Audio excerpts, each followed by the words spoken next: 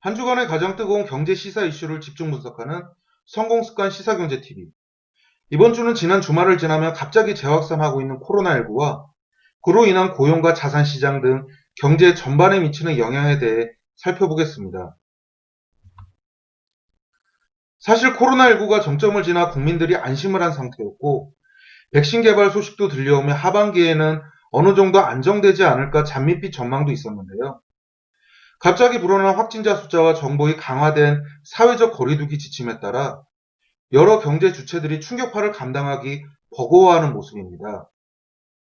우선 집합금지 고위험 시설로 분류되던 유흥지점, 콜라텍, 헌팅포차, 노래연습장, 뷔페, PC방, 방문 판매 시설과 대형 학원 등은 영업 중단에 들어갑니다. 스포츠 행사는 무관중으로 진행되고 학교와 유치원 그리고 어린이집은 등교 인원이 축소됩니다.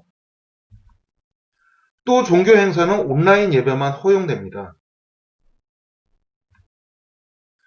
이러한 조치는 일단 9월 30일까지 유지되며 그 후 코로나19 사태의 진정세에 따라 정부의 재조정이 있을 전망입니다.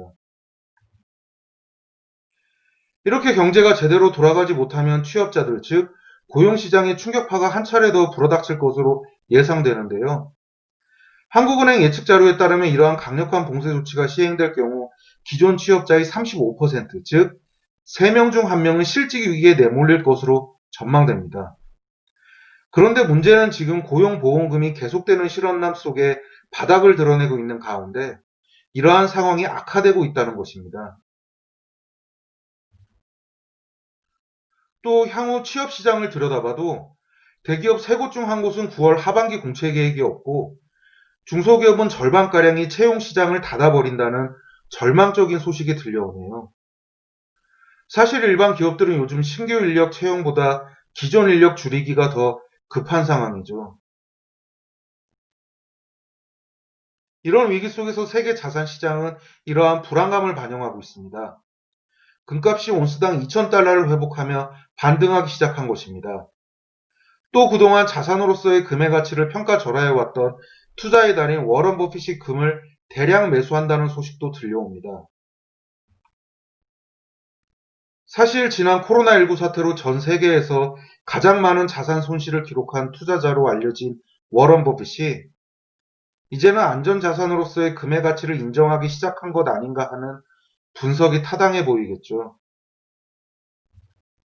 그런데 여기서 한 가지 저만의 팁을 좀 드리자면 저는 요즘 코로나 백신과 금값의 상관관계를 보고 있는데요.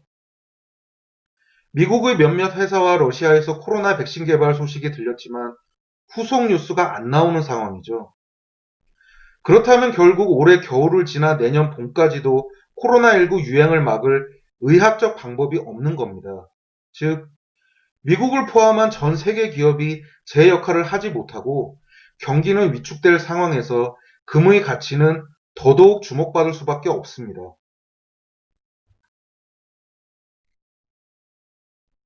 그럼 금은 어떻게 투자해야 할까요?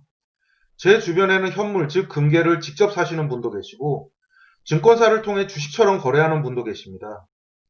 두 가지 방법 중 증권사를 통한 금거래는 현물로 바꾸거나 매도 시점까지 부가세나 수수료가 붙지 않으므로 직장인들에게 추천하는 대표적인 금 투자 방법입니다. 다시 말하면 증권사를 통한 금거래가 더 경제적일 수 있습니다. 하나만 더 덧붙이자면 자산 투자 시 가장 중요한 것은 리스크 배분입니다. 저는 개인적으로 한국 시장에서 달러와 금으로 대표되는 안전자산은 반드시 보유해야 될 자산이라고 생각합니다. 그래서 투자 총액의 4분의 1 정도는 안전자산에 투자하라고 말씀드립니다만 솔직히 상승폭이 적어 그냥 지나쳐버리기 일쑤죠. 그런데 여러분, 금을 사셔야 합니다. 금 사세요.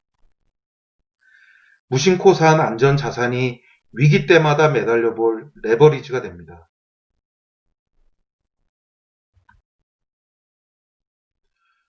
코로나19 재확산 뉴스를 접한 주식시장은 이번 주 초 2% 하락으로 시작했고 회복세를 보이다가도 하락을 반복하는 모양새입니다. 코로나 팬데믹 때 시장에 진입한 흔히 동학 개미운동이라 불려졌던 개인 투자자들이 차익 실현 등을 이유로 매도세를 이끌고 있습니다. 아직 주변에서는 이미 한 번 경험한 코로나 위기라 이번에는 그렇게 대폭 하락은 없을 것이라 전망하지만 저는 개인적으로 주의할 필요가 있다고 생각합니다. 현재 대한민국 경제는 반도체와 삼성전자 그리고 카카오, 게임사와 같은 언택트 사업 등으로 버티는 중입니다. 반면 제조업, 관광과 여행, 그리고 유통과 서비스 산업 전망은 매우 어두운 편이죠. 즉, 상당 부분 투자처를 찾기 위한 거품이 끼어 있다는 게 제 생각인데요.